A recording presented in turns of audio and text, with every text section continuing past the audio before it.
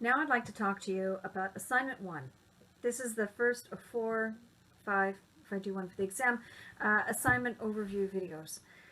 The first assignment covers basic concepts of active records management, lectures 1 and 2. The due date is Saturday, May 21st by 11:30 p.m. and the weight is for 15% of the final grade. The first question asks students to identify which of the following are official records, transitory records, or non-records. Have a look at the lecture notes. You'll see that the definitions for those 3 types of records are in there. And there are 8 items that you need to identify. The first is a signed contract. B, email confirming that you'll be attending a routine staff meeting. C, a telephone message slip. D, signed copies of paper timesheets used to enter employee data into a payroll system. E, share certificate for a company. F, unfinished draft of a report saved to be worked on again the next day. G, draft of a report submitted for review or approval. And H, box of unused forms. This question is worth 8 points or 8 marks. Some may feel compelled to simply write official, transitory, non-record, and I invite you to actually engage in a discussion. Why do you think it's transitory? Why do you think it's an official record? Why do you think it's a transitory record? Okay, some of these might actually not be a clear-cut, determination one way or another. You may actually need to have a discussion in order to provide some sort of, critical thinking support for why you think it is what you're saying it is. Question 2 is worth 6 points. Explain the differences or what differentiates between a record and a non-record with examples. Include both official and transitory records in your response. So where do transitory records actually fit in? Are they records or non-records?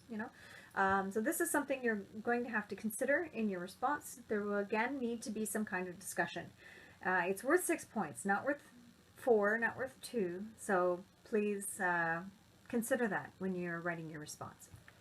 Question 3. Describe the records life cycle and explain how this is a useful concept for records manager. So 2 parts to this. Describe the records life cycle. You can use a table, you can use a graphic.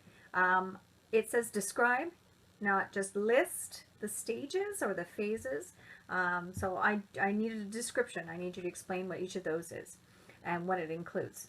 And the second part, so this is a 10-point question. The second part, explain how this is a useful concept for records managers. How do we use this? Why would we use a theory like this? Anyways, in something in work that's so practical. How does it benefit us? Question 4. What is a record series? Give an example of a typical record series that would be found in many organizations, other than, of course, the examples that are used in the lecture. This is worth 6 points. I'm asking you to identify what a record series is. Make the connections with the life cycle, make the connections with the retention schedule. Often in a definition, you'll also use attributes or elements that make up the item. So what do you find in a record series? Let me know what would be expected, what you would expect to see in a record series if you were to look one up. Giving examples of typical record series, so this would be in the functions that we find in every organization. So consider functions that are non-unique. So Canada Post has the same function, a common function, several common functions, to the Royal Bank of Canada, for example, or to Google Canada, or to any organization. There's certain things that all organizations have to do. This question is worth 6 points. Final question, question 5, is a scenario. It's worth 20 points. So please consider putting a lot of effort in putting description and responding to this question. You'll find that most assignments do include a scenario or a case study, a hypothetical scenario that allows you to use your analytical thinking, your critical thinking to apply the new knowledge that you're gaining in this course through the lectures and through discussion to hypothetical scenarios. This scenario is actually one of the first contracts I had after I completed my MLIS. The scenario is that you've been hired on contract with a charity organization that has never had a records manager on staff. Your first task is to create a retention schedule. What retention schedule type will you use? Organization or function based? and why. Why use that one? In your discussion, include any references to operational or legislative requirements as appropriate. Provide examples for 5 record types at least of what a record series would look like in your retention schedule.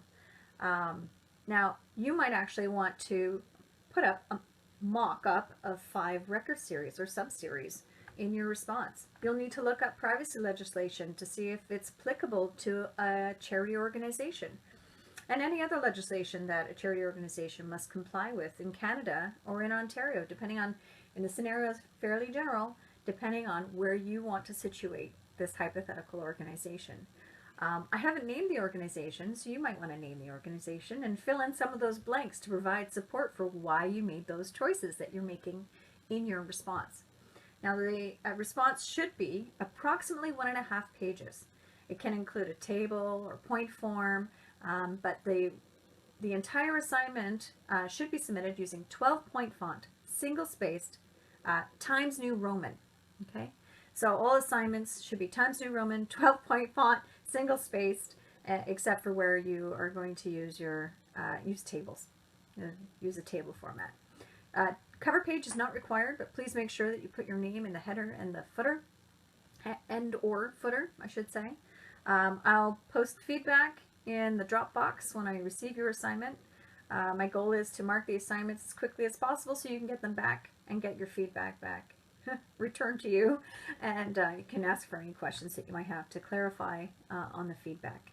I may not post it immediately to the gradebook, but if you look into your Dropbox, you'll see that I'll post the mark when I post the feedback. If you have any questions about this, we have a chat coming up not too long from now. I think it's on May 12th. Anyway, well before the time that this assignment is due. It's based on lectures 1 and 2. Lecture 1 is this week, lecture 2 is next week, and then you'll find the following week is when this is due. So plenty of time to familiarize yourselves with the new information to respond to this assignment. Please ask any questions via email, the forum, or in the chat next week, and I'll talk with you soon. Good luck! Bye!